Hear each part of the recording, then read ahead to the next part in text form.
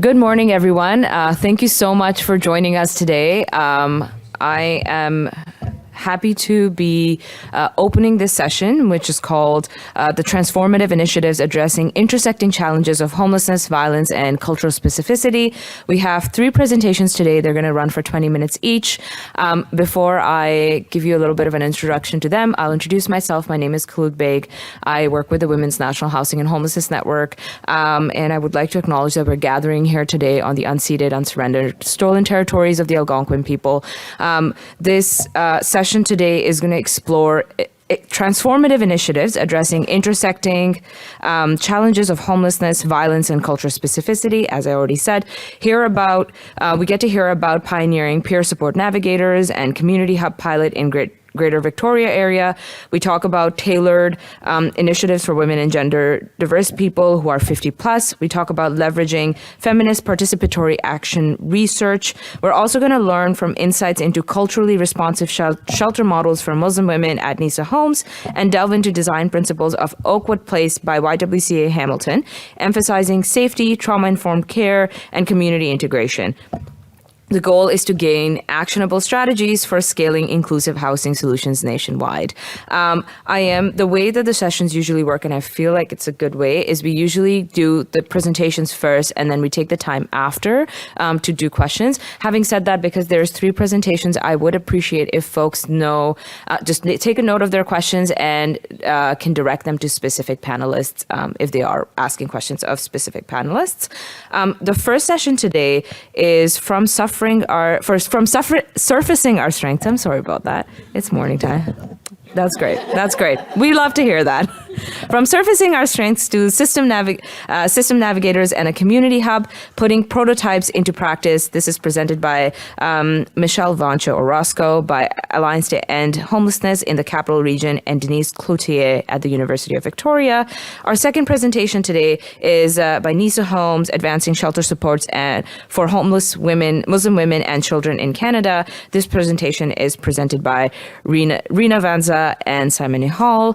And then finally, we have Designing Oakwood Place, YWCA Hamilton, a collaboration between architecture, women experiencing homelessness, and frontline service providers. And this is presented by Chelsea Kirby, Sarah Bort, and Stephanie Davidson, and Mary Vaccaro. So as I said, I'm not going to take any more time because I know that you're here to listen to the presenters. And if there is at any point in time for your own care, you need to leave the room, please do through the back. And at any point in time, if you have any tech difficulties or you can't hear or any other thing, please let the person in the back know. Thank you so much. I think the first person we have is Michelle Vanchu-Orosco.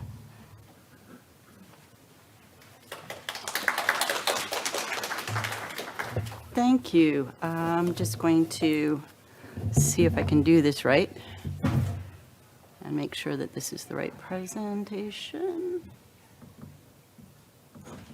Yeah. So, start. Yes. I am a speaker from Notes, and I'm also short. So I will be adjusting a little bit. Good morning, everyone.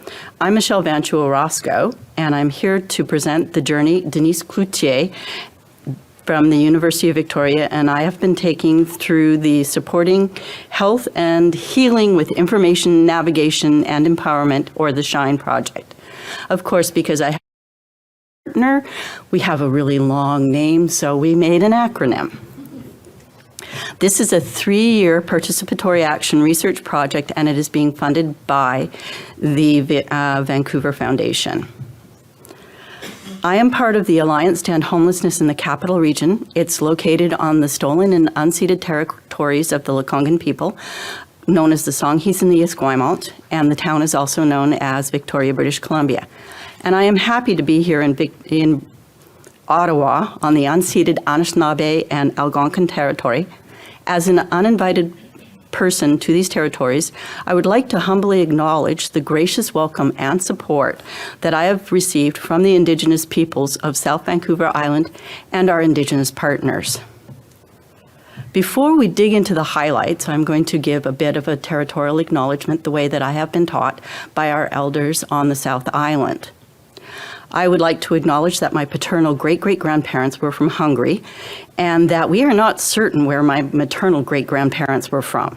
From these diverse origins, through Ellis Island and the ports of Quebec, my great-grandparents ended up in Manitoba and Saskatchewan, eventually finding my parents meeting in a tiny town in northern Saskatchewan. Now, our intentions for this presentation today are to continue to work together with and support women and those who identify as women in their journeys of precarious housing or homelessness that may have included intimate partner or gender-based violence.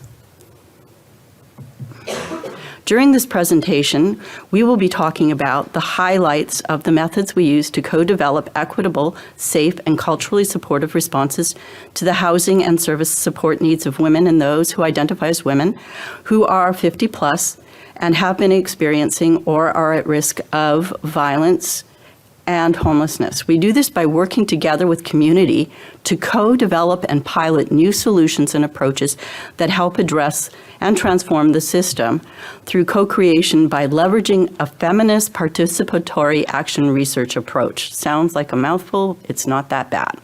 And we'll also talk about our learnings to date from the two-part pilot project we are supporting to address the needs of these individuals.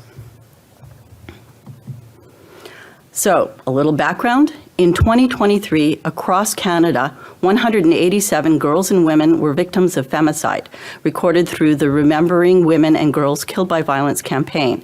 The youngest was 10 months old, and the oldest 89. And 58 of these women were over 50 years of age. Added to this, there are a growing number of older adults, 55 plus, who are experiencing homelessness, many for the first time. And this is this is in British Columbia, according to one of my friend who's a researcher over at the university, Simon Fraser. As well, violence does play a pivotal role in the experiences of homelessness for women, especially for Indigenous women, due to the ongoing impacts of colonialism. The homelessness serving sector and the violence against women sector currently operate quite separately, especially in Victoria, maybe elsewhere as well. I can't speak to that. You'll let me know.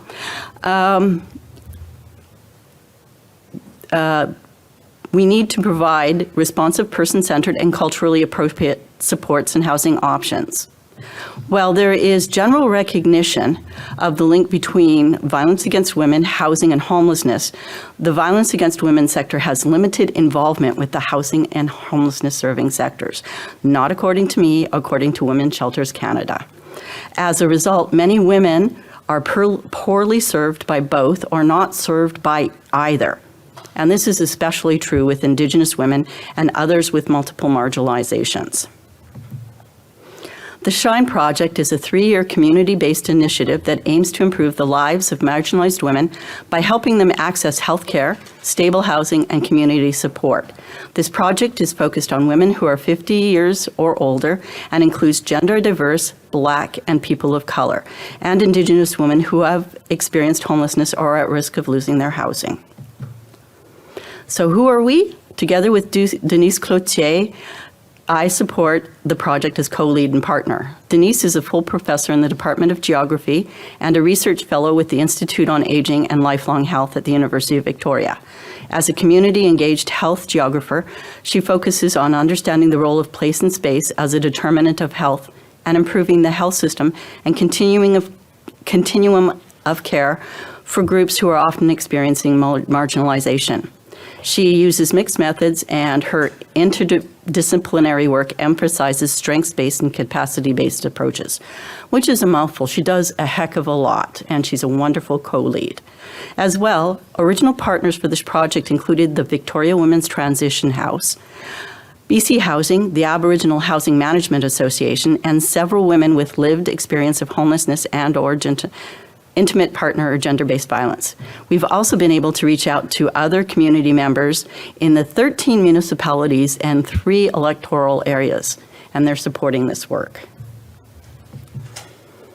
Our vision focuses on listening, learning, and co-developing the project initiatives designed to address health, well-being, and housing challenges.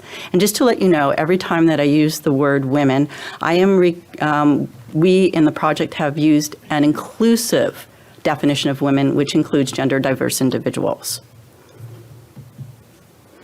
So the researchers from the University of Victoria and the Alliance have worked together since late 2020, and we're using the learnings from 2 previous projects to ground our current project. As both projects we collaborated on previously were during the COVID-19 pandemic, this was really tricky.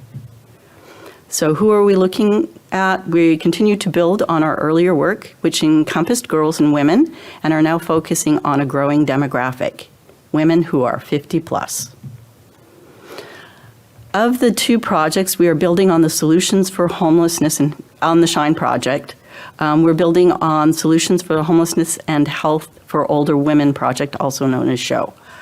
I swear university people like long titles. Findings from the 20 older women participating in this project included, so there were 20 women, 85% of them felt socially alienated, 50% of them had internalized shame, 40% avoided asking for help, and 80% of them felt unseen or unheard. 65% reported harm, neglect, abuses of power, discrimination, and stigma. 85% had discrimination in housing services. 75% said they had a sense of that community was critical to them. 45% said personal advocates were very important to them, and those included medical people, shelter, support workers. As well, part of the SHOW project included stories from older women with lived experience participants. Now that's featured on the Alliance's website, and it's under Surfacing Our Strengths. So anybody that's interested, go take a read. They are inspiring stories. So now the key takeaways from the compassionate whole person care model for the SHOW project included person-centered, trauma-informed, and culturally safe care that included client voice. No kidding, that's what everybody needs. Takeaways that are aligned with our current project. Several recommendations arose from the SHOW project. A few system-level recommendations that we are building on are increasing peer support and system navigators, promoting research evidence into action, reducing silos between organizations, inventorying of existing services and housing for older women, and looking for the gaps. And one of the structural recommendations was to include women's voices in decision-making, a recommendation that drives this current project. The Surfacing Our Strengths, co-creating strategic solutions with women plus at risk of violence and homelessness, or SOS, was originally a National Housing Strategy Solutions Lab, which ran from August 2020 until November 2022. Through this project, we worked towards co-developing equitable, safe, and culturally supportive responses to the housing needs of women. And through this project, there was intense collaboration with women who had been or were at risk of violence and homelessness, peer researchers, frontline workers, multiple levels of government, and other community partners. Our peer research team was comprised of fearless women who lived and were living experiences of violence and homelessness. They supported the work of the lab as colleagues and leaders. Through this project, we developed 5 prototypes that had the potential to support women fleeing violence at risk of homelessness, with 3 being the basis for this project. The first one was a specific role or team developed with women with lived experiences who were trained to support women at risk of fleeing from violence to navigate and leverage the resources in the system. This Surfacing Our Strengths peer navigator would support women to access emergency supports, shelter, and safety services and resources, to identify gaps and fill them where they could. They would use a decolonial, trauma-informed, and brain injury-informed approach, not only to be a resource to those seeking support, but to walk alongside them as they navigate the available supports and services. Behind the scenes, they would engage in connecting with organizations to pre-navigate the system, support inter-organizational cooperation, and uncover better ways to build intersecting structure. That's the starting point for our peer navigators now. When thinking about person-based supports, education, and advocacy for women, the arts-based story prototype team heard a consistent desire to share stories. This prototype aimed to create a safe and inclusive space where women would be able to gather, either individually or in groups, to work through their trauma by expressing their feelings and their stories, with sessions developed to empower, I'm not a good scroller, to empower them to break the myths and shame of domestic violence. The ultimate goal was to provide the space where women would be able to take control of their own narrative, a very important thing, by owning their story and making meaning from it. The Women's Coalition or Circle or Council was started as an idea to create a safe space to uplift women to use their voices to become active players in the decisions and services that were made for them. It was envisioned to be a culturally supportive and safe place, working again to empower and strengthen those experiencing homelessness and violence, bringing to light and linking together the wisdom holders to guide those currently experiencing homelessness and violence, as well as uplifting and leading to solutions to connect with those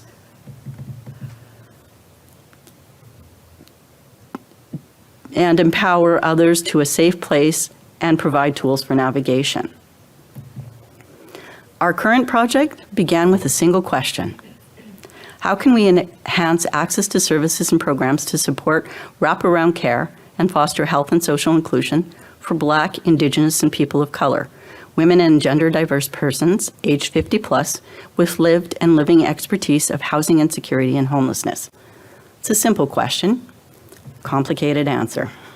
The question led to two initiatives: the creation and pilot implementation of a peer system navigator and community circles. Both were designed, implemented, and evaluated by and with women, those with experiences of homelessness and or violence, and others to provide support and empowerment. The importance of this project can be summed up by three main components: empowerment, healing and community, and the innovation of existing approaches. We're not doing anything brand new. We're building on stuff that we have heard from women and gender diverse people.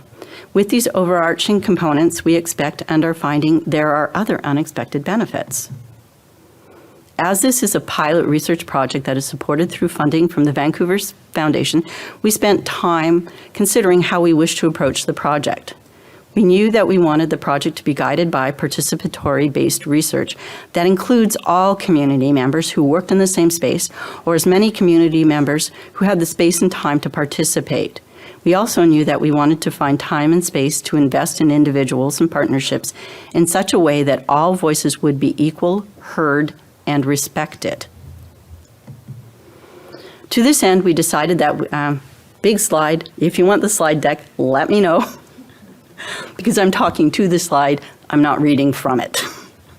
To this end, we decided that we would take a community-based participatory research approach where knowledge is sought to pursue social actions and for individual and community empowerment rather than a traditional research approach, which is to pursue knowledge for understanding, which is still a good aim, but not what we wanted. Come on.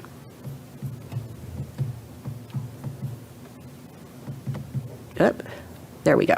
Further, we felt that a feminist participatory action research framework designed to address health issues for women who have been at risk or experiencing violence and homelessness in the Greater Victoria regions would provide a lens to ensure that we are grounding our project in the voices of women.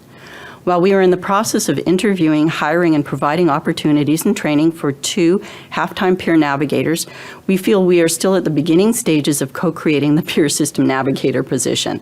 We are continuing to work with our community partners to further understand what the role of these navigators will be, and will engage with the 2 peer system navigators to further refine their roles and responsibilities. As we still have much work to do to get the community circles up, and we still have much work to do to get the community circles up and running. 2 very large projects, 3 people trying to get them corralled with 13 community partners takes time. We are seeing excitement in our community as we work on our 2 initiatives and see how these reimagined tools can make a difference in the lives of women who receive support through personalized guidance, information, and opportunities for social interaction, and how this assists with support for housing stability and permanent exits from homelessness. Bearing in mind that we are at 1% occupancy rate for rentals, 1% vacancy rate for rentals in the city of Victoria. Rents are over $2,000 a month, $2,200 a month, and that housing stock is being built is not currently available. As with all things, this taking time and continuous iteration, there is taking time and continuous iteration as we walk through each step of the process using the feminist participatory approach to guide our steps. Participants are learning about tried and tested methods to co-create and pilot equitable, safe, and culturally supportive responses to the health and housing needs of women being implemented through our 3-year project. We are also collaborating and co-creating all aspects of the peer navigator and community circle initiatives with women and other women who have been at risk of experiencing violence and homelessness. That is including peer researchers, our frontline workers in the sector, multiple levels of government, and we are providing our co-creators with grounding in our community-based research and Feminist Participatory Action Research project. So that means that not only are we sitting in Feminist Participatory Action Research, we are sharing what it means to be a feminist researcher with all of our participants. During the diving in engagement in June, we reviewed and refined our ideas for the peer system navigation and have used these for the job description and a short and longer version. We posted this late September. We got 90 applicants, 30 of which had wonderful qualifications for the position, 10 of which are now shortlisted and being interviewed next week.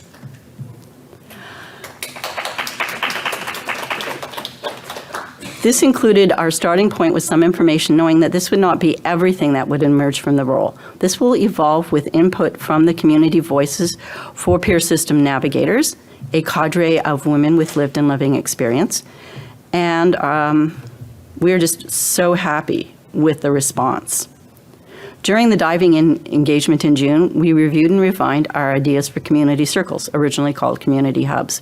We're looking at this to move this forward in mid-November and are actively looking to create a community voices for community circles group.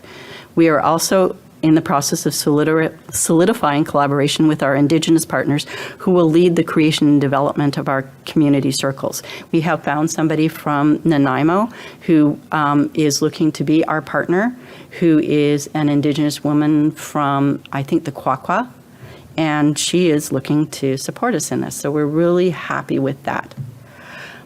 This is what our next broad timeline looks like. Progress does feel slow, but is always steady. We know that the relationships we are slowly and continuously building provide strength to the work we are doing. At the heart of our work, we see these relationships as key to the continuation of these initiatives beyond this particular pilot project. So, relationship is everything. It takes time. It takes an enormous amount of work to be there always when you need to be there. Thank you for listening.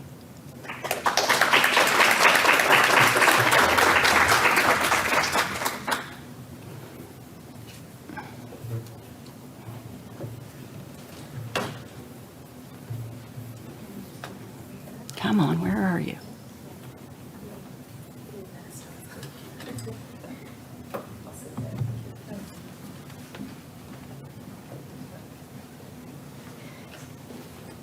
Okay, this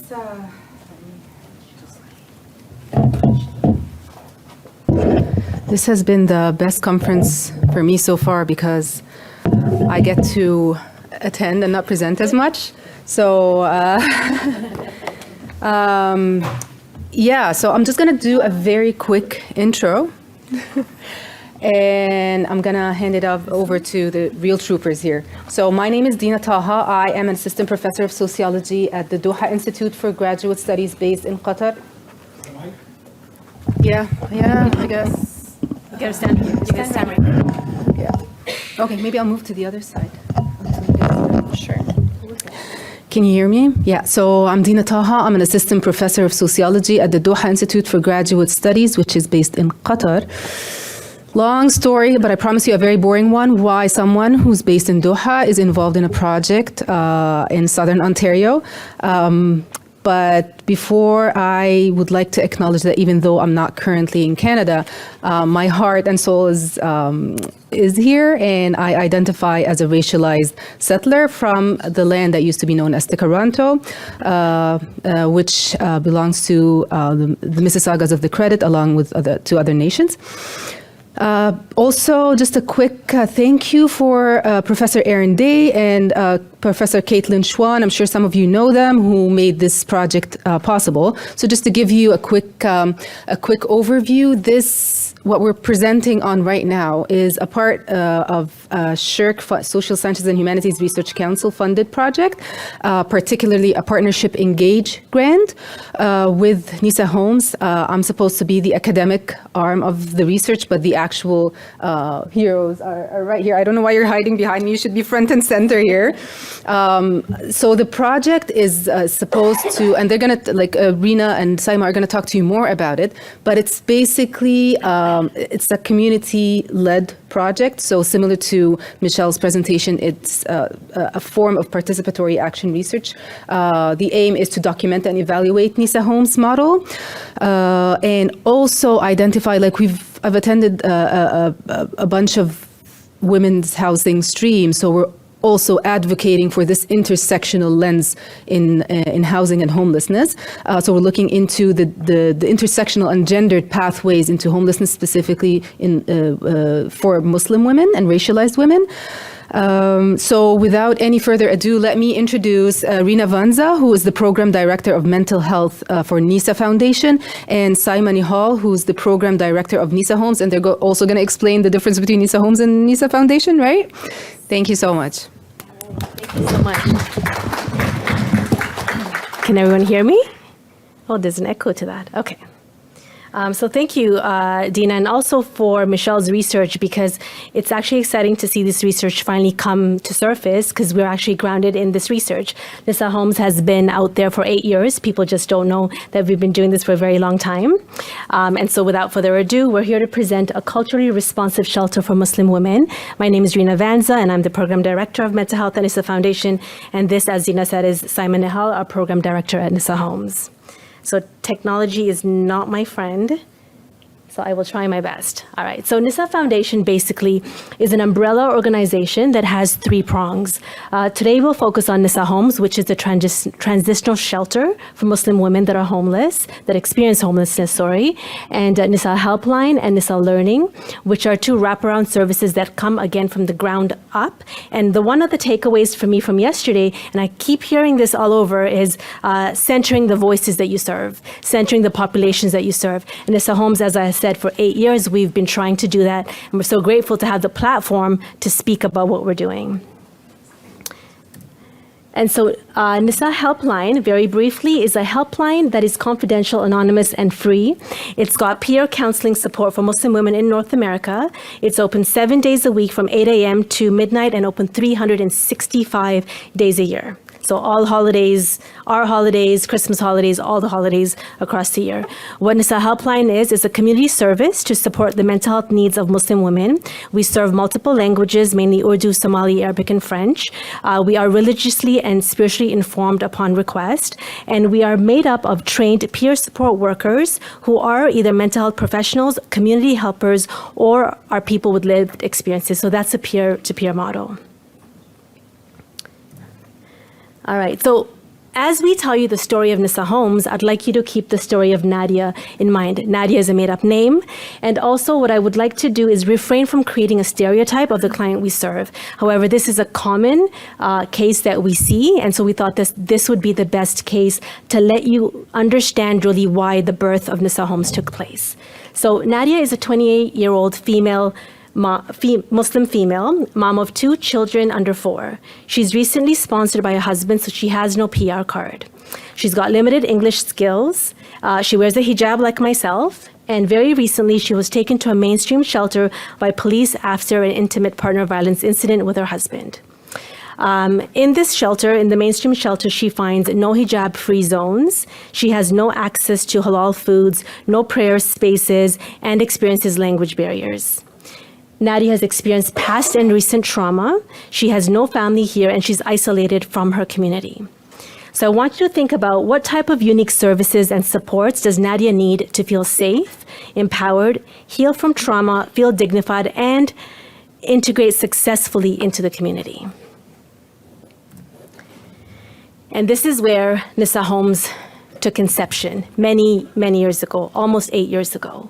We serve clients like Nadia. So Nisa Homes provides equitable, safe, and culturally responsive services for the housing and supportive needs of Muslim women facing homelessness. By honoring and centering the voices of Muslim women with lived experiences of homelessness and interpersonal violence, we listen, learn, and co-develop our programs to address housing issues, mental health, overall wellness, and for the successful integration of women into the community. We want to speak a little bit about our journey as Nisa Homes. As you can see from our wonderful map here, our history started in 2015. We were able to open our first home in Mississauga, Ontario, followed by Vancouver, BC the same year. Followed by that, in 2017, there was a great need in the community. There was a lot of requests and inquiries coming to us from women who were seeking these supportive services.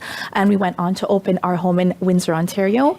In 2019, we're fortunate enough, and it's kind of a blessing, and it's in 2019 we opened 3 homes, so Calgary, Edmonton, and Scarborough, and the need was increasing, the numbers were increasing, and our wait lists were through the roof at that point. In 2021 we opened 2 new homes in Ottawa and Montreal, and our newest homes are in Hamilton and Halifax, and that is our trajectory of our growth. And just to plug in there, this is mainly not from government funding. Most of our funding comes from community supports, and these are all the homes that are open.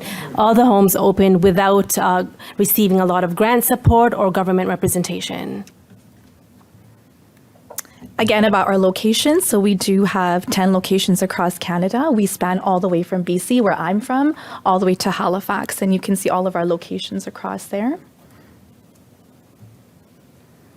So at Nisa Homes, we create a safe space for women and children experiencing homelessness. We envision a flourishing community in which help is available, shelter is attainable, and healing is possible. Shelter, a home of safety, security, and confidentiality for women and children.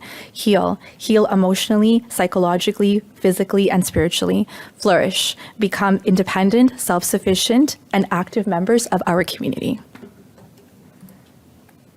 Our values are based on the Islamic principles of justice and equity, adl, community, ummah, respect and dignity, karama, compassion and mercy, rahmah, stewardship and responsibility, amana, and excellence, ihsan. Services that we provide, including all of these, but obviously not limited to these, include shelter and essential needs, which include providing essential items, clothing, personal hygiene products, and everything our clients need to feel comfortable within our shelters. If we don't have them, we will seek our donations and resources to get them for our clients. Financial assistance, including bus passes, gift cards, assistance with first and last month's rent where we can, in-home and remote casework on a regular basis, mental health supports, including one-on-one counseling and workshops in the home, programs and activities year-round, weekly as well, and making them as fun as possible and making the environment as comforting and homely as we can. We have children's programming and youth programming in the home itself, which is very convenient for our mothers, and of course offering spiritual support as and when required. At Nisa Homes, for every 100 clients who come to Nisa Homes, there are 11 refugee or non-status, 5 face poverty, 21 face homelessness, and 63 face domestic violence. Some of the barriers that our clients face include legal struggles, mental health concerns, language barriers, and Islamophobia. However, it is important to note that our clients do face an intersection of these barriers and challenges, if not all of them all at once. We have a culturally responsive model for women with or without children, and we cater to immigrant, refugee, and non-status clients. On this graph, we are demonstrating our trajectory in growth from 2015 to 2024. This shows you the calls for help and how there's a drastic increase over the years, along with our shelters and how we're able to accommodate more clients. But obviously, you can see the large discrepancy and gap between who we can actually help and how many clients we have in our shelters. This will continue to grow and increase if we do not get the appropriate funding and the resources and capacities to build more capacities in shelters, and we're hoping that that's what the goal is of our program, is to grow and to be able to support more and more of our clients. Since 2015, we have 10 homes across Canada, as we discussed earlier.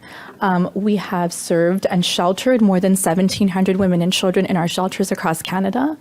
We have received over 17,800 inquiries and calls for help, and we have an 85% success rate. And success rate defined by Nisa Foundation is those women who are able to go through our programming and to live independently afterwards.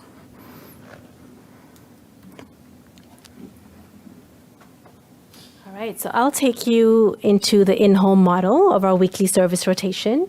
So this includes each individual resident receives a caseworker, so they're assigned a caseworker, and this includes 2 casework meetings per client with a caseworker that speaks their language and understands their cultural barriers.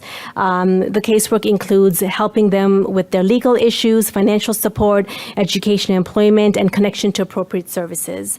As Saima pointed out, a lot of our clients or residents are immigrants and refugee status, and so they're not familiar with the Canadian systems. We have housing, or we call them housing circles, where we create safe spaces for women to voice their needs and address their concerns. This is where they also participate in relationship building activities between residents and also between staff and residents. And this is very healing, as they come from communities that are very collective and based on storytelling and communal healing. We have life skill sessions where we increase awareness, empower action. Again, as I said earlier, a lot of these women are not familiar with the Canadian systems, and a lot of the times they come to us with being kept away from knowing the systems, and that's one of the the ways that oppression continues, right? That the women are not aware of their rights in Canada. So part of our work has to do with that. And this includes transportation employment systems. Many women don't know how to take the bus or the train. They don't know that they can apply for programs via certain centers. We have the legal and education system. There's a lot of phobia around the legal system because of what they've been told and threatened with, and their rights in Canada. So basic rights of, getting financial security, getting jobs, and even just their rights of they don't need to stay in abusive relationships. And then we have a very robust counseling and childcare program, and this includes one-on-one sessions, group workshops, which include things like psychoeducation on various topics in mental health, whether it's depression, self-care, anxiety, and a very important one is parenting after domestic violence. And then we do have a child and youth program that is for people up to the age of 18 years old. I just wanted to bring a little bit of the humanness into the presentation. Our homes are actual homes. They look like houses. We wanted to not let the women feel like they're in institutional settings, because a lot of our women also come from war crimes and places as such. So our homes look like this. This is the inside of our homes all across Canada. As you can see, we have play areas and bedrooms. Some of the bedrooms are turned into our offices, and we find areas to do counseling. Wherever there's no one present, we start counseling over there. So we don't have the privilege of having counseling offices as of yet. But this is the inside of our homes. And so our program framework is really religious accommodation. So we have clean prayer spaces with prayer mats, prayer clothing, Qur'ans and prayer beads, accessible ablution spaces in bathrooms. We support dietary requirements like halal options. We have hijab-free zones and female staff at all times. We are also trauma-informed and provide culturally sensitive care. And that just means that our staff recognizes and respects their cultural values and practices and their unique trauma responses. We also have trauma-informed care that is rooted in understanding religious and cultural dynamics. Muslim women rely a lot on community networks and communal healing, so we do have a lot of community support integration, and so we engage community resources such as local mosques and other Islamic organizations to help residents feel less isolated and more connected.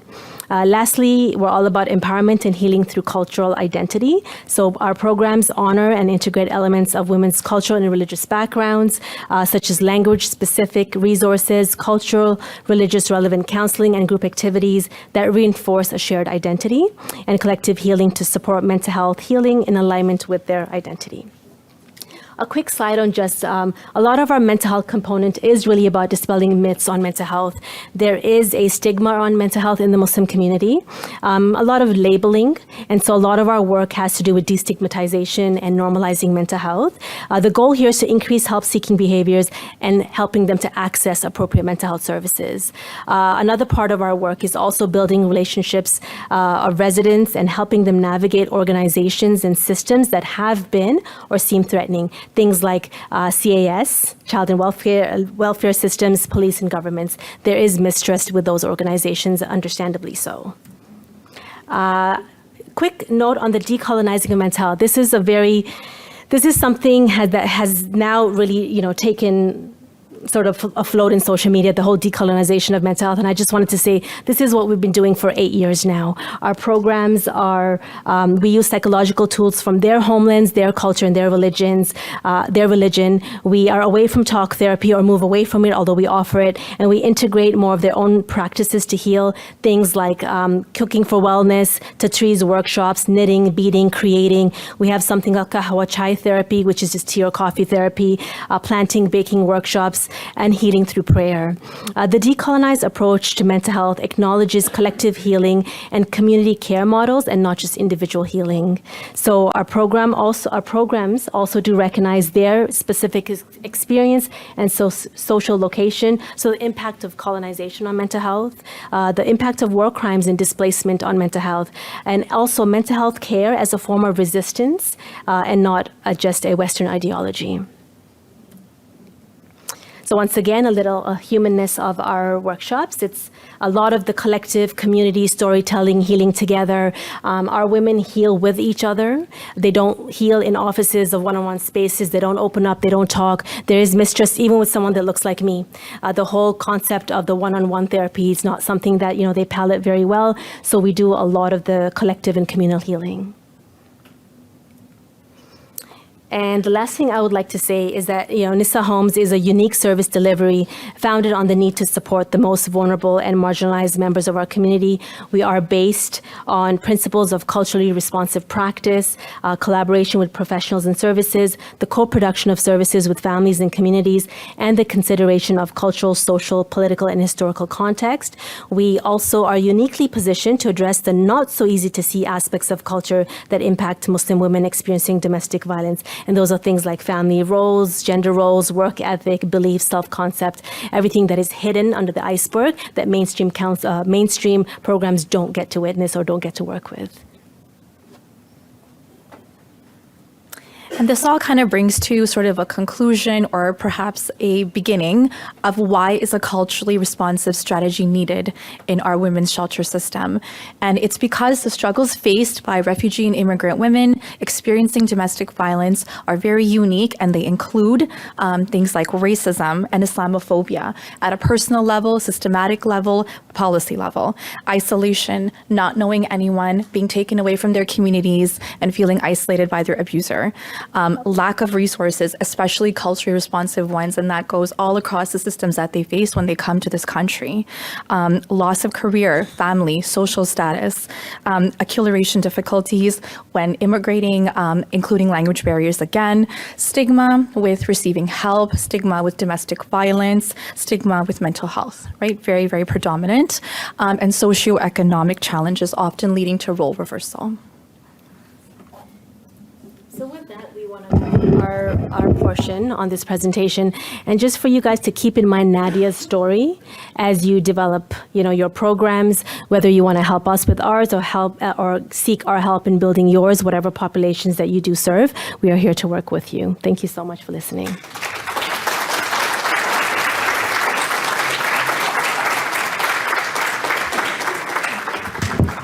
Somebody thought that it was a great idea to book me in 3 places this morning, so I'm so sorry I've been a bit transient, but the Women's National Housing and Homelessness Network was really fortunate to establish this partnership with Nisa Homes to get some funding to host a community of practice over 4 months to establish what it could look like to bring spiritual care in emergency response services. So we are partnering with Nisa Homes on the research that they're doing through SHIRK, and then taking those research findings and translating them into a community of practice. The community of practice is open to folks who are service users and also service providers. And the idea is to take those research findings and develop actionable solutions or strategies that could help people bring spiritual care within their service models. We are hoping to kick this off later this year. I've left a QR code just if folks are interested in leaving us with their email, and we will be in touch for that. So it is really, truly a great honor to develop intersectionality and true intersectionality into our practices. And people like Nisa Homes and the work that Nisa Homes is doing is actually really transformative for the entire sector. So it's awesome to work with them in that way. Thanks, everyone.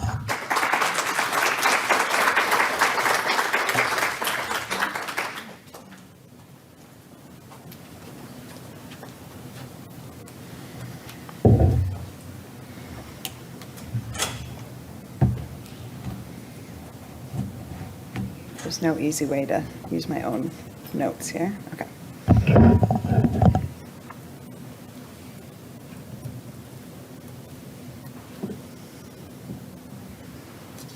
Sorry, I just need to find my presentation. Was it just on the bottom here?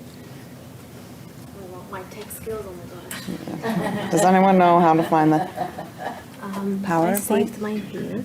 Is your USB in there? No, that's I mine. just. Oh, that's yours. Is that it? No. Is that yours right now? Do you have it in the USB? No, it should be on here. I sent it in.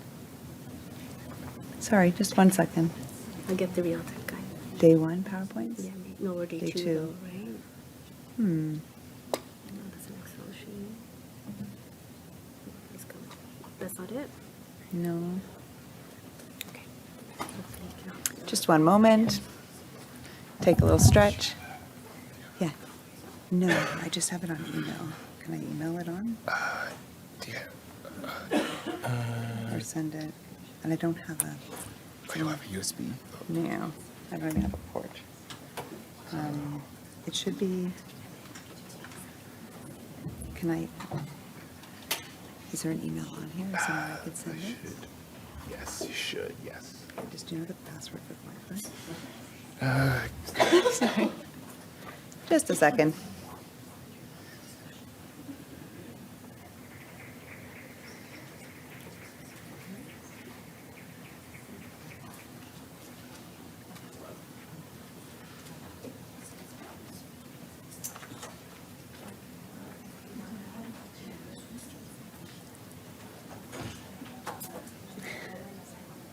It's okay, we have a bit of time.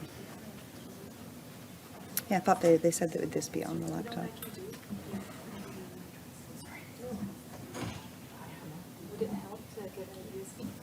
No, this doesn't have a USB.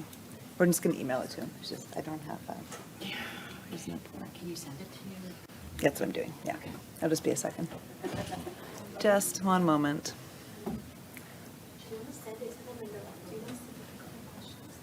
Sure, yeah.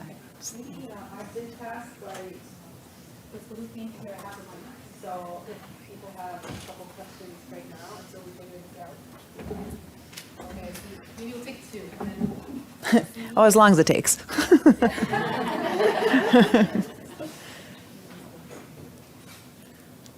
want to know if there's a time limit that somebody can stay at the shelter, and more about how you get your funding.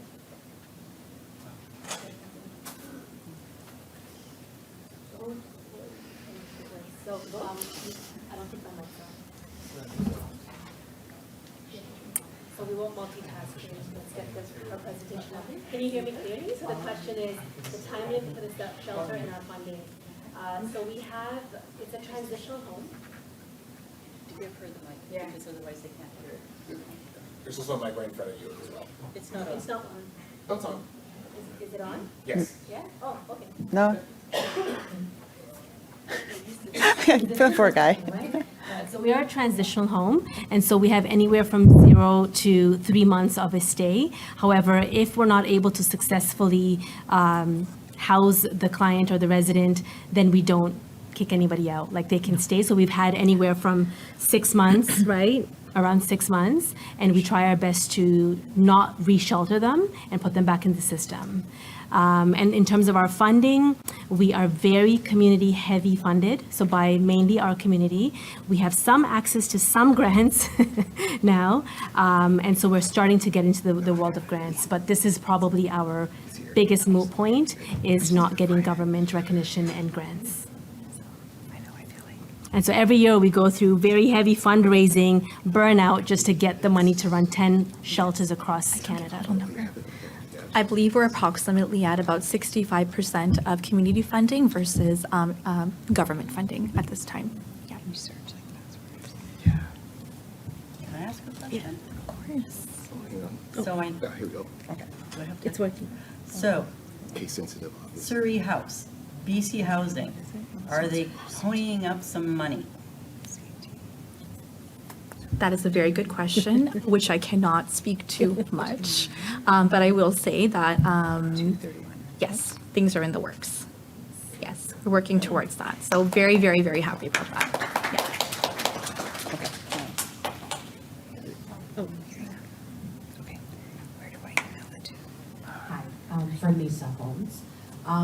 I'm wondering, as a service provider for in the emergency shelter, how do you think it would be best to go about auditing our services to ensure that we are being more inclusive? We're just literally doing a quick audit and being like, you're right, we have men who are doing maintenance work and all of those sort of things. So how can we, or how would you recommend we go about ensuring that we are being more inclusive? Well, thank you so much for your question. And you know, part of this work is to spark these questions, right? There's no work without self-awareness and auditing the work that we do. So we would say that working with us, we do have culturally responsive training out there for professionals, for shelters, for different institutions, whether it's schools, governments, shelters. So do, connect with us, and we will absolutely work with you to get that training out there.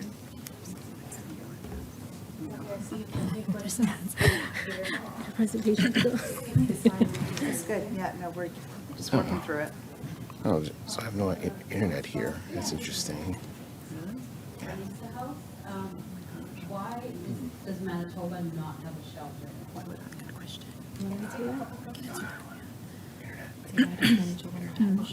was just going to ask about what kind of ongoing support you guys provide to people once they transition out of the house. I'll speak to the first mental health part. Yeah, then. Oh, sure. I have to remember. My memory fails me, right? Also for congratulations Okay, on so who am I emailing to?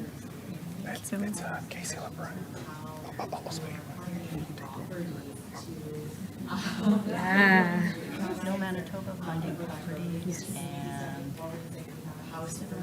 Ongoing supports.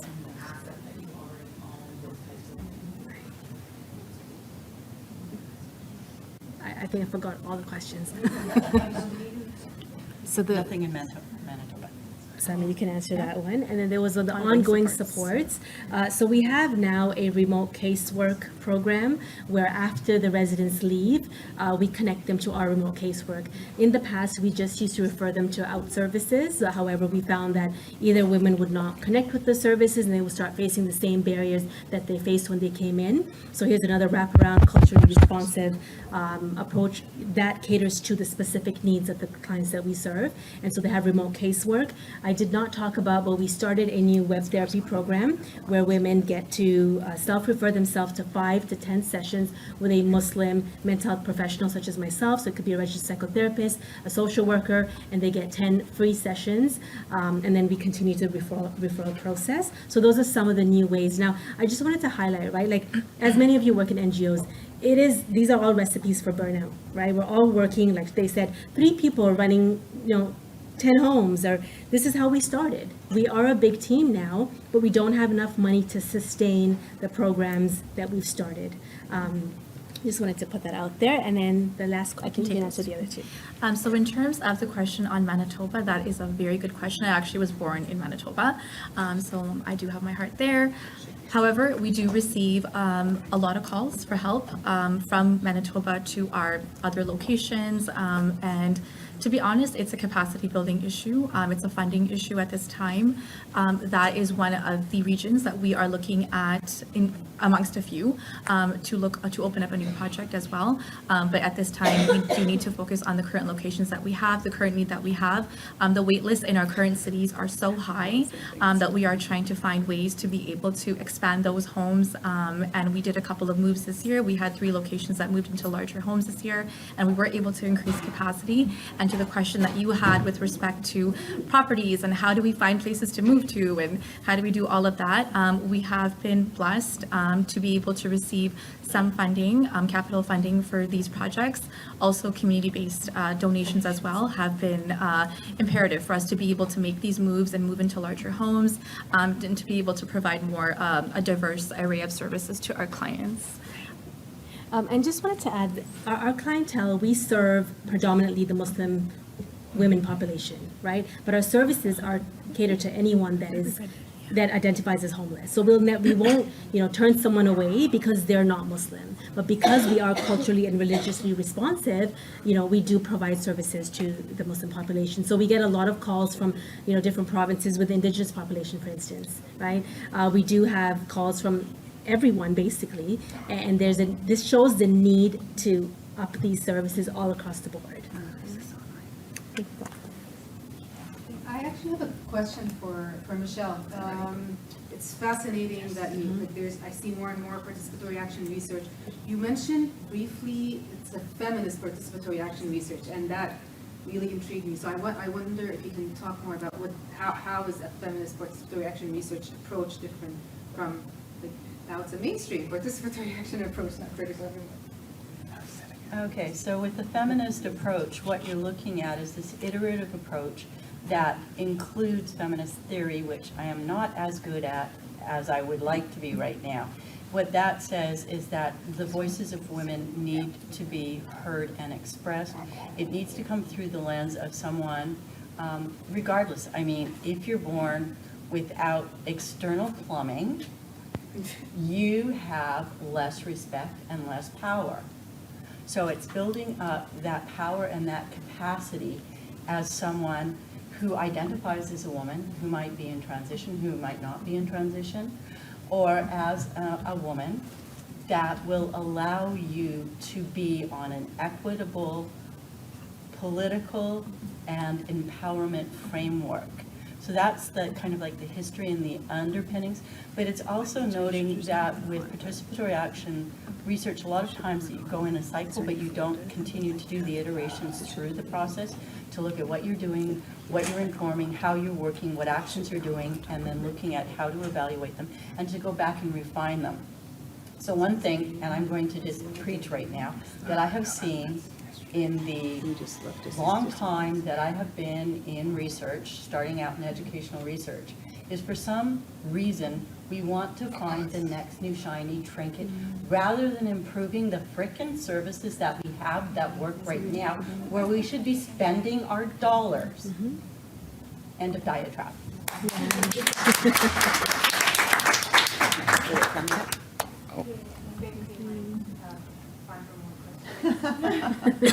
Oh, no. Just shrugging up here. My question's for Nisa. I heard you guys say that you had like a waiting list, so I was just curious on like how many people you have in the program at a time.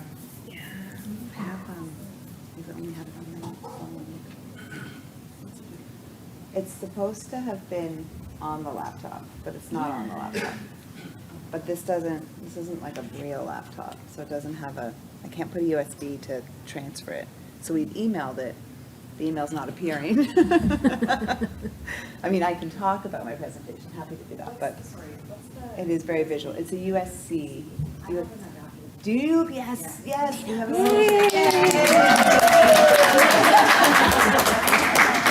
I should have asked that right at the start. I mean, it's very surprising. It's amazing. Okay, and then can I borrow USB? And then transfer. Okay, so I need that here. And this is how community comes together. Yes, exactly. Oh, no. Oh. It's a mini, right? It's a mini? Yeah. Can you put it into that? No, I don't think so. Should. This? It's a Dell, it should have an extra. And shove that. Yeah, you have to lift it up, there should be a USB. Will that work? Because it's a Dell. Oh, no. I have my own Dell. I also know how to handle Yeah, you're right. I'm about an IT person. It's not my best trait. We did though, right? Did we? Yeah. Oh, sorry, that's what she, okay, Since yes, 2015 no, that we was the confusing part. She wants to know how many we serve at a time. Just one moment. At a time, yeah. You're, Okay. once again, So it's for the up to 10 record. people, right? 10 and then 25 now. Okay, In one each second. home? I got it. This is actually the USB, you just tweaked it out. I'm gonna speak to that because I don't know what's happening in the house. Okay, just give me one moment. Okay, we'll take that other question. Yeah, please take questions. Hi everyone. So first off, I just wanted to say awesome work. When I saw the photos of Nisa Homes, I was like, wow, this is very dignifying. So I just wanted to congratulate on that. That was Thank you. it was awesome. So my question is, I'm Edward. I'm from Fred Victor in Toronto. My understanding is that with our location, most of our funding is actually from primarily government for our shelter sites. I'm really curious with what, from your experience, what's been the strategy and the best way to approach stakeholders and funders for more buy-in with services like this? Do we start with data? How do we start that conversation to really get that buy-in for more funding? Right. Thank you.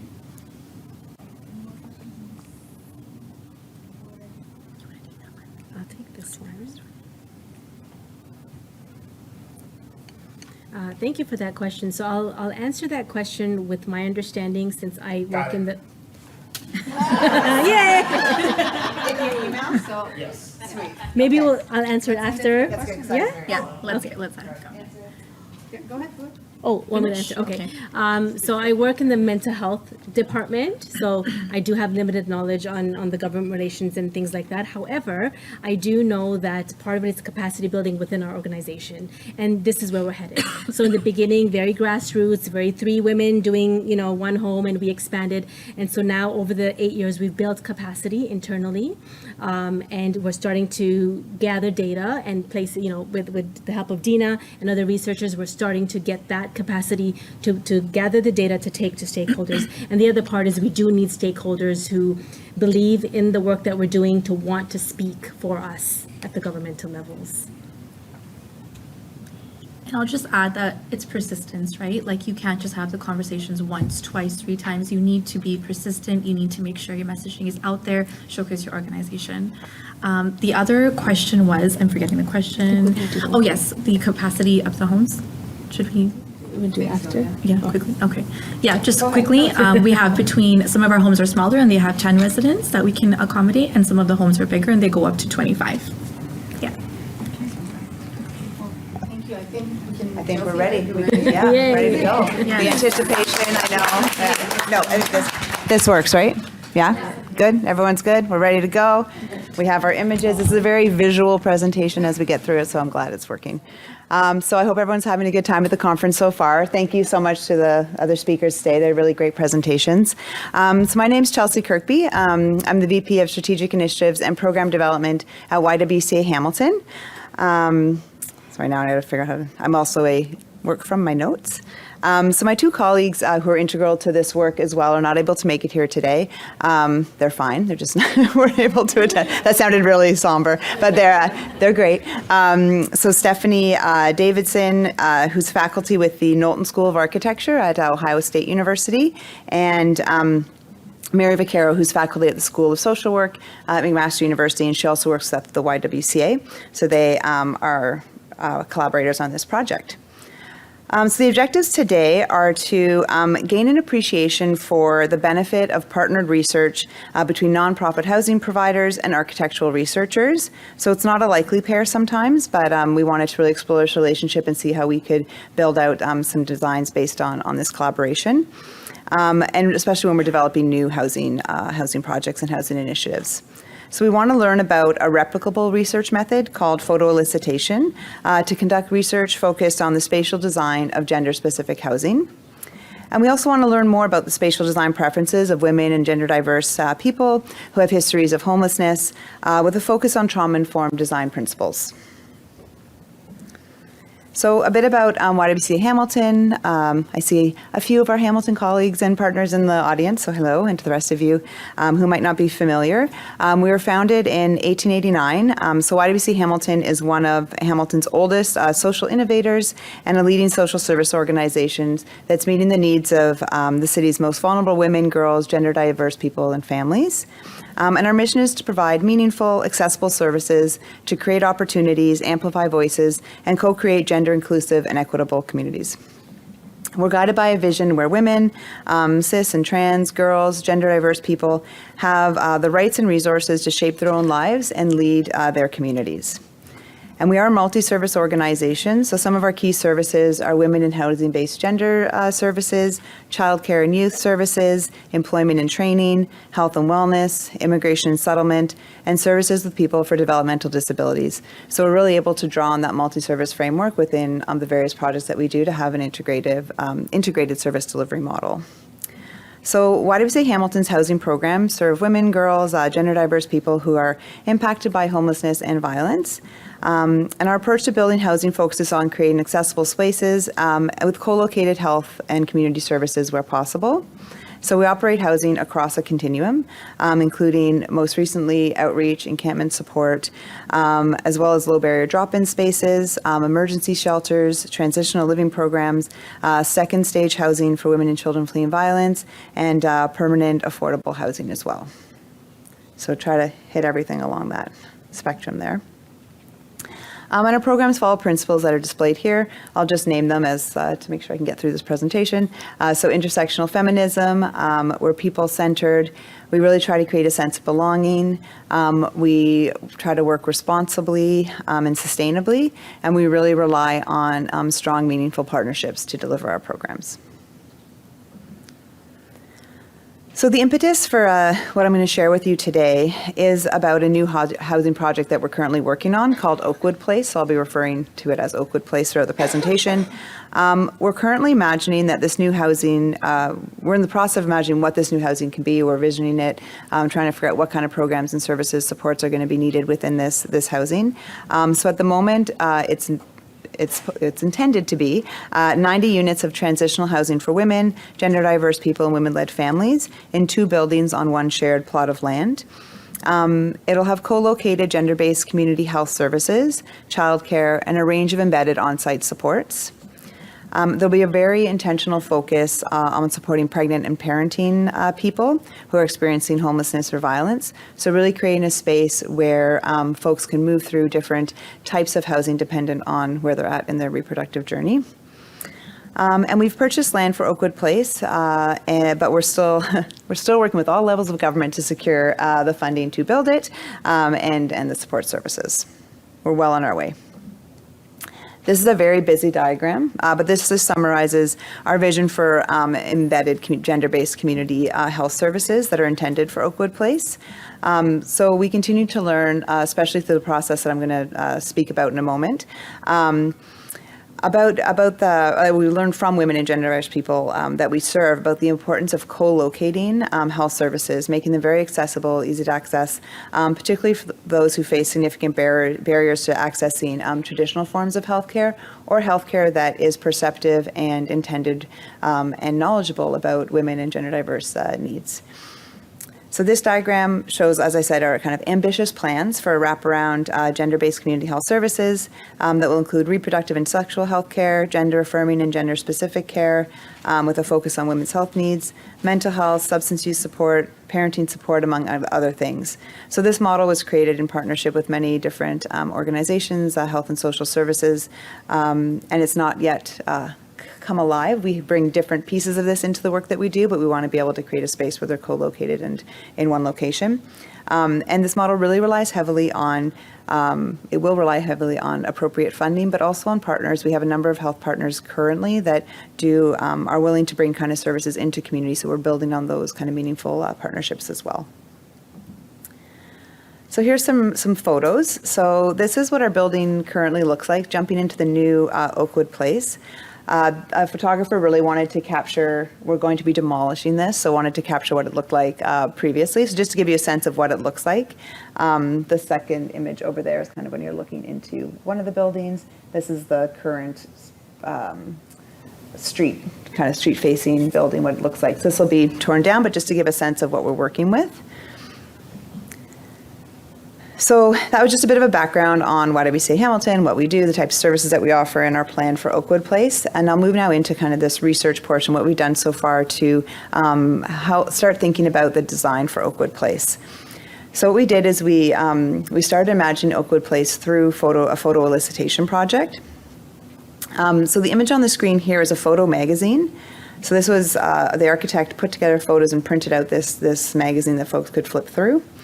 And this medium was used because of its familiarity and accessibility. So unlike trade or scholarly architectural magazines and journals, this mock publication was developed as a research tool to elicit and collect responses from women who've experienced long-lasting homelessness. And the content of the magazine, so all the photos that were selected, were deliberately chosen because of its relationship to the task at hand. So this development of Oakwood Place, really as a precedent-setting, research-informed, supportive housing project. And photographs were collected from actual projects, or actual different models and housing that have been, or institutions across the world. And they were selected for inclusion in this magazine because they accommodated many individuals for short or medium or long-term stays. Most projects that are in the magazine were realized with budgetary constraints. That was really important for us. We wanted to ensure that photos that were involved weren't super costly, used really expensive materials, but were ones that could actually be realized. And many of the projects involved as well an aspect of care. So care provided as part of the site, for example, hospitals or rehabilitation centers, or supportive housing or communal living environments. So this photograph, for example, both these photographs were taken from the Piamo Sanatorium, and this was constructed in the early 1930s in Finland. And most photographs were only suggestive of the type of the accommodation, so you wouldn't really know exactly what was happening in the space. It was more about the design and the feel of it. But other ones were furnished in ways that you could clearly tell kind of the use of the space previously. So Stephanie, our architect who pulled this together, she purposely avoided using photographs with too many direct signs of inhabitation. She wanted them to look like they're lived in, space that people could imagine themselves in. And the objective was to elicit responses about the elemental spatial features. So things like light, orientation, opening, so the size, the placement, amount of openness, opacity, the views that you might see out the window, relationships to the ground, and relationship to landscape. I had to go through this section and change the language. It was all very architecture terms. I was like, I don't know what here. It's like ground planes and things like that. I was like, So, but in the case of some older reference projects, so this one here is actually a really cool project in Germany, and it's the Horseshoe Settlement by Bruno Todt, and it was also built in the early 1930s. So here there are signs of inhabitation, but they were included because the photographs were taken several decades after the initial construction. An effort was made across all the photographs in the magazine to avoid ones that were like clearly staged. And an effort was also made to ensure that communities using spaces shown were somehow relatable to the communities that were being addressed in this research. So in the case of this horseshoe settlement, like other social housing projects done by this particular architect, the building was geared towards individuals and families that benefited from social supports. And the spaces themselves are modest, and the architect worked inventively with spaces, colored paint, things like that, to create apartments that have proven to have long-lasting appeal, even after some buildings have been privatized. So the idea here is really that the spaces that were shown in this magazine, like this settlement, should have widespread appeal, and they should feel like good places to live for anyone. So throughout the magazine, exterior and interior photographs are weighted evenly, as existing research points to the importance of both exterior posture, scale, and character of housing as much as the interior spaces. And so participants met individually with the researcher to review the magazine. So they would just sit down with the researcher, flip open the magazine, and provide their reactions. There consisted of, there's about 50 photographs in the full magazine, and participants were asked to give their gut reaction, so to the image they were viewing. Did they like it or not? And some thoughts on that. So this is really, you probably might not be able to read this. So this slide shows just the background instructions that were shared with participants, but includes questions like, would you like to spend some time in these spaces? Are you drawn to any of these spaces? Would you like to visit them for a short time and gave some examples of use of space? Would you like it or not? And participants were also invited just to say a straightforward yes or no in response to the photo, just to give their kind of initial gut reaction. So while the photographs are accessible to the broadest possible audience, the primary architectural language conveying the logic behind the spatial organization of these projects is held in drawing sets like this one on the screen, so slightly more difficult to interpret if you're just looking at them. So an appendix to the magazine has collected these drawings, and they're not intended to be shared, as they require some training to kind of be really fully understood. If you're an architect, you probably understand them. So it's through these drawings, however, that the concrete spatial situations that elicit positive and negative responses from the women can be extracted and analyzed further. So the buildings, as drawn, are not generic. So aspects that attract women and which are perhaps even like not even articulated in their description can be pulled out from the drawings for further use. So the plan for next steps is really to identify spatial situations that women were drawn to through the photo elicitation, and then create some prototypes, some models that actually show what that would look like. So a little model that looks kind of like this. Just an example of a model. I'm just going to skip through because I only have 5 minutes. So I'll share a few of our preliminary findings. So we do want to acknowledge as well that this project received ethical clearance from McMaster University's Research Ethics Board. And at this stage in the process, we've been able to connect with 15 participants. The goal is to speak with 25 people. The age range was between 28 and 67 years old. 4 participants had children living with them. All participants identified having self-reported disability or health challenges, and about half the participants are living in one of our developmental services programs. So it's an affordable housing project with quite a bit of independence, but there is support for developmental services. And all participants had a history of homelessness, and were living in existing YWCA affordable housing buildings with on-site supports. They've gone through this process, they've this experience, and they're able to comment on it. So some of the emerging themes from our initial research: all 15 participants identified the importance of windows bringing in natural light, green space and nature, spaces that look and felt safe, and the importance of a mixture of individual and communal space. The housing typology preferences and perceptions that look and feel safe really vary significantly across individuals, which really highlights the need for choice and ability to adapt a space, make it personalize it, make it something that feels safe for an individual, because our perception of safety varies. So findings from this phase of the project echo the principles of what's been understood as a gendered approach to trauma-informed design. I'm just going to go through a couple of examples, knowing that we're a bit tight on time here, but wanted to share some words that individuals shared when they actually looked at these photos, just kind of bring to life some of the reactions. So with regard to natural light, one participant shared, "I like that. There's a whole lot of windows you can look out and the light comes in, so it opens up the space a whole lot better." Someone else said, "Honestly, I would love to be able to have a window that actually opens. I wouldn't mind having a balcony." With regard to open spaces, one participant mentioned that there's a lot to be of wide open spaces. And to me, that's a little scary because it feels, being in wide open spaces, like you're showing yourself more than having that kind of privacy in a way, if that makes sense. I couldn't do that again with the glass. It's just too much, too open, too creepy. But someone else had a different opinion and said, I like this because it's open, it's airy, it's not stuffy. So again, with kind of the differing opinions of what people might prefer. Safety considerations. Someone mentioned that they don't like that corner. Someone could be hiding there and you wouldn't know. I don't like the way it looks at all. And then someone else said, I always like these pathways with all the plants along. It's the privacy, but it also gives you fresh air. And then when looking at the corner photo, she shared, so yes, there's something about it. I just don't like it. It's an uneasy feeling. Participants seem to reject institutional architecture. They said things like, I don't know, I don't even know how to describe that. The inside looks nice, but it just doesn't look right. It looks like the inside of a jail, like a jail. Honestly, the way that wall, that part of it, I think. And someone said, I just don't like this one. I don't know why, it just seems so empty. It seems cold, actually, like cold. Like I think that one's in a hospital. Nope. I like simplicity, but not to the point where it's cold. It's very uninviting. It's cold, I like simplicity, but it needs to be warm and comfortable. You need to have a comfort zone, so that's what I feel.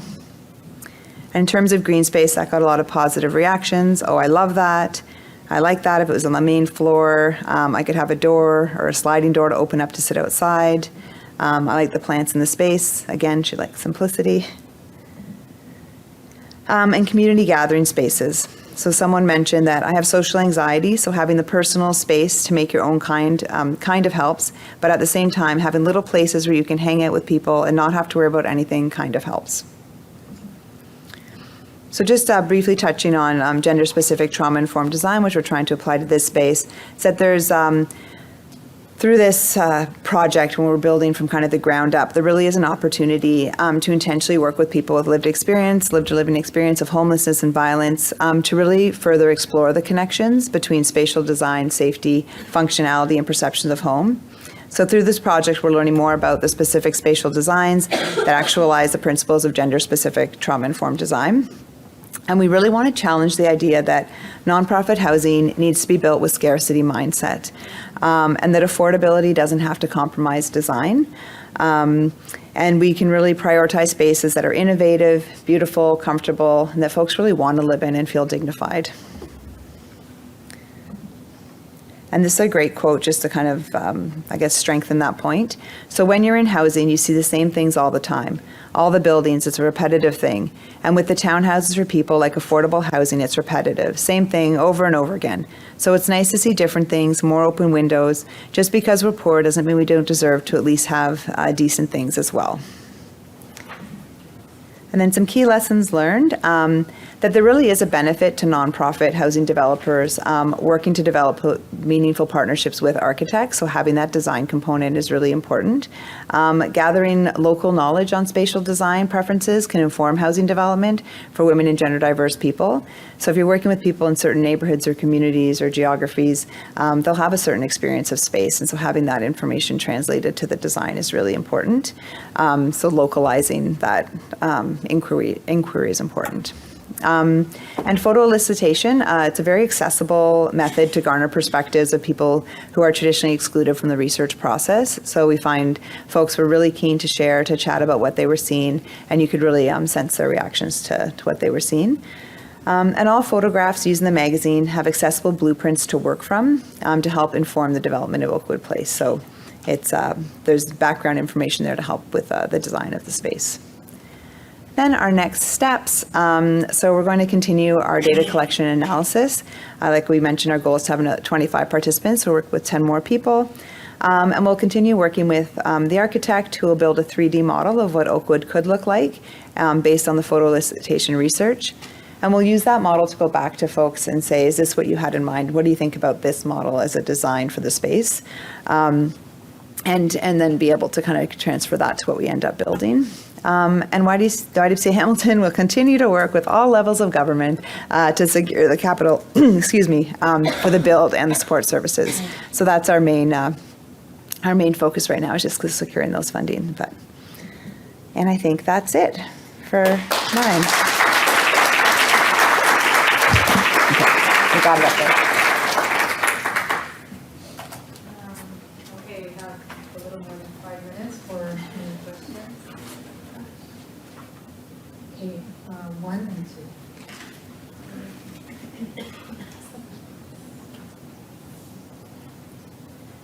Hi, do you think it's possible to imagine this kind of design, but in like a city that is really like jam-packed with a lot of buildings? Yeah, I think that with some of the photos, like the European, like they're still in city. Oh, some of the photos do have potentially, I guess, more green space than others. Yeah, I do think there is a possibility to interpret the reactions, the type of space, what folks are looking for in terms of design, and then translate that. And there's lots of opportunity, I think, particularly with a new build, to look at the space and say, be creative with height of green space, like is it rooftop, is it off to the side, like where are you placing those types of things? You don't always have control over like what you're staring out at in terms of other spaces, but I think when you build something and you're creating a different kind of streetscape, it also influences then like the neighborhood and how things start to fall out from there. So. Thanks for all of your presentations. This is for Nisa Homes. I just wanted to ask about emergency shelters is different from transitional housing in that there's more safety features, obviously. So when women come to you for transitional housing support and they are in danger or hiding, do you actually move them to a different location or even a different province to keep them safe? I think that works. Just this one? Yes. So yes, we do have features in place. We understand our limited capacity. So one of the issues we're taking in high-risk women. One of the risks of working with women that are experiencing high-risk situations are that we don't have the capacity, for example, for mental health workers that work the night shift, right? We very simply put, we can't afford to pay them. And so we will help connect women to the appropriate resources, so working with emergency shelter systems. We have worked with the police, that help us with protection of women. Let's say it's an offender that is within the vicinity of our home, so we will transport them to a different province, a different location. So we do have those measures to protect the women that come to us. I have one question for you, if that's okay. I just wanted to know about your sample size. I'm curious with everything I presented as well today, the socio-demographic factors, variables in your sample size. Like, do you have people of different cultural and religious backgrounds to inform this project? I will have to get back to you on those demographics because I'm only familiar with the ones that were there. I think with this small sample size, there may be less kind of diversity than we typically have. But I will let you know.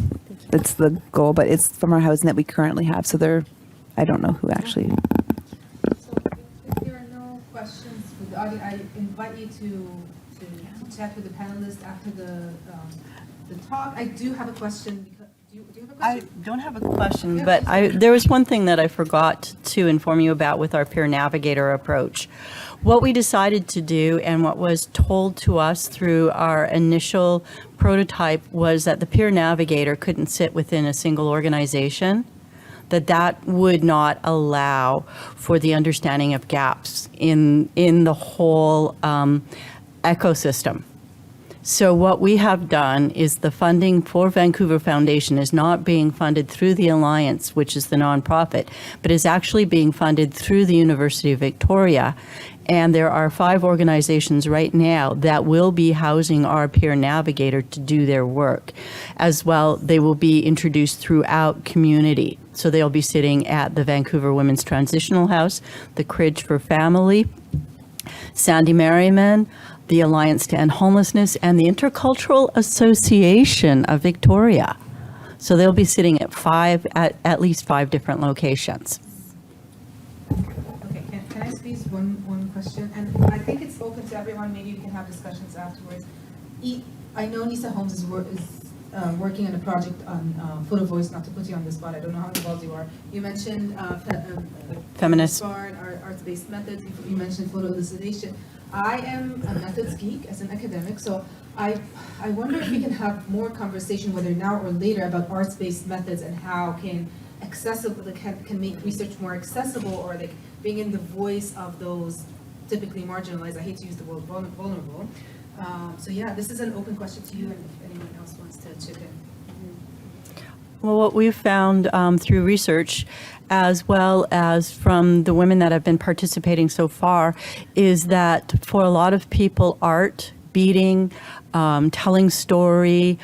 I actually, as my postdoc, worked with older adults doing digitizing the wisdom of elders through Simon Fraser University. And what we find is that it allows people to actually breathe and to work through trauma. And that's been held up through research.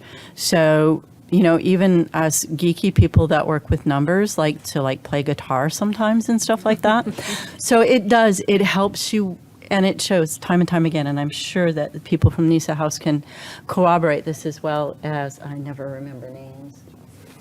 Chelsea, as well as Chelsea, will say that it's just that additional layer that makes us a little bit different from what we're calling artificial intelligence right now. It's that spark within us that helps us want to create. Oh, I think that was beautifully said. I'm not a researcher, but I think I just want to embed a seed, right? As much as we talk about decolonizing mental health, maybe it's time to talk about decolonizing research approaches as well, especially when we want those voices to be embedded within the systems that we're trying to dismantle and break, right? Yeah. And just to add to your point around decolonization, we are at YWCA Hamilton we've launched a Center for Feminist Research. The name may change, but it's in collaboration with an Indigenous organization, Hamilton, as well as a newcomer health agency, really trying to acknowledge exactly that, like different ways and approaches to research to better reflect that. But I think we've moved very heavily into the arts-based approaches, different ways of kind of soliciting information, and also making it an experience that is enjoyable and feels less extractive. I think that's really important. And even in our programming, really veering towards that as well, to have more arts-based approaches throughout different programs. So it doesn't feel like the end of a panel. It feels like a new beginning, and we're starting something new here. Thank you so much to our panelists, and thanks everyone for attending. And yeah, thanks. Thank you.